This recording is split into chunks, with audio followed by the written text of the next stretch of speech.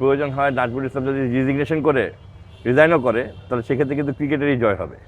কালকে ম্যাচের আগে, দুপুরের ম্যাচের আগে, মানে 1টার আগে যদি নাজমুল ইসলাম পদত্যাগ না করেন তাহলে তারা ক্রিকেট বর্জন করবেন, সব ধরনের ক্রিকেট বর্জন করবেন।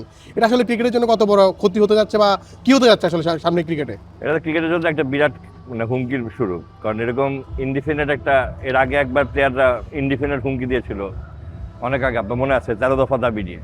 তারপরে আবার এই প্রথম প্লেয়াররা একসাথে হয়ে পুরো হুমকি তুললো ক্রিকেটের ইয়ের জন্য। তা এটা মনে হয় যে এখন কালকের মধ্যে এটার একটা সুরাহা আনতে হবে বাংলাদেশ ক্রিকেট বোর্ডের। তা না হলে ব্যাপারটা যদি দাবি দেওয়ার পর্যায়ে চলে যায় এবং খেলা যদি এখন বাই এনি চান্স বন্ধ হয়ে যায়, সেক্ষেত্রে এই বিপিএল আর শেষ হয় বলে আমার মনে হয় না। এই যে প্রথমবার যখন তামিম ইকবাল যখন একটা বিশ্বকাপ নিয়ে কথা বলছিলেন, ওখানে কিন্তু তামিম ইকবাল একবারও ভারতের ব্যাপারে কথা বলেনি।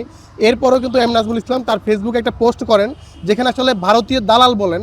এরপরে কিন্তু বিসিবি সভাপতি আমিনুল ইসলাম বুলবুল বলেছিলেন যে এটা নিয়ে তিনি একটা শোকজ বা কিছু একটা বলেছিলেন, যেটা পরে নাজমুল ইসলাম বলছেন যে এটা এরকম কিছুই হয়নি। প্রথম কথা হলো আপনার বুঝতে হবে যে ক্রিকেট খেলাটা কিন্তু অন্যান্য খেলার থেকে আলাদা। ক্রিকেটের সাথে শালীনতা, শব্দ চয়ন এগুলো কিন্তু অনেক বেশি ক্রিকেট খেলার সাথে যায়। সো এখানে শব্দ চয়নের ব্যাপারে যেহেতু অনেক ঝামেলা ছিল, সেহেতু সেক্ষেত্রে বুলভাই যে রিজনটার কথা বলছেন ওটা আসলে উনি বলছেন কিনা যথেষ্ট প্রশ্ন আছে, বিকজ উনি কিন্তু সবাইকে বলছে যে ওনাকে এ ধরনের কোনো কথা বলা হয় নাই।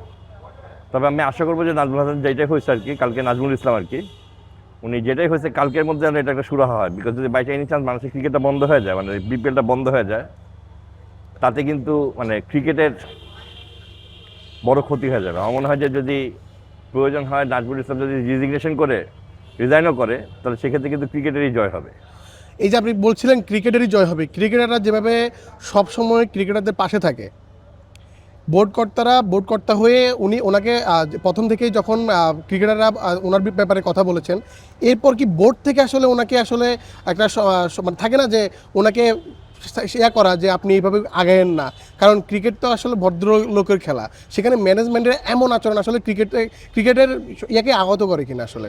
না, আমার মনে হয় যে আজকে যেহেতু উনি খুব তাড়াতাড়ি দিয়ে দিচ্ছেন, বোর্ড একটা দিচ্ছে কি ক্লারিফিকেশন দিচ্ছে, সেক্ষেত্রে এটা এটাকে বলতে হবে না বোর্ডের পক্ষ থেকে ঠিকই কথা বলছে। বাট আমার কালকের মধ্যে নাজমুল ইসলামের একটা এসপার হওয়ার সম্ভাবনা আছে, বিকজ বোর্ড চাইবে না যে তার জন্য কোনো একজন ব্যক্তির জন্য বিপিএলটা বন্ধ হয়। তবে একটা ব্যাপার হচ্ছে যে বোর্ড আবার এটাকে চাইলেই বন্ধ করতে পারবে না, গঠনতন্ত্র অনুসারে বন্ধ করতে হবে। সেখানে শৃঙ্খলাজনিত কোনো কারণে যদি 29-24 আছে মনে হয়, শৃঙ্খলাজনিত কোনো কারণে যদি তাকে সাময়িকভাবে বরখাস্ত করে এজিএম ডেকে তারপরে তার সদস্যপদ বাতিল করতে হবে। নাহলে আরও যে কারণগুলো আছে ওগুলো আসলে ঠিক যাবে না, ধরেন মানসিক ভারসাম্য বা এইসব জিনিস, এগুলো আমি বলতে চাচ্ছি না। কিন্তু শৃঙ্খলাজনিত বা আচরণবিধি জনিত কোনো কিছু দেখিয়ে তাকে আপাতত বোর্ড থেকে সরিয়ে রেখে পরবর্তীতে এজিএম ডেকে ওটা করা যেতে পারে।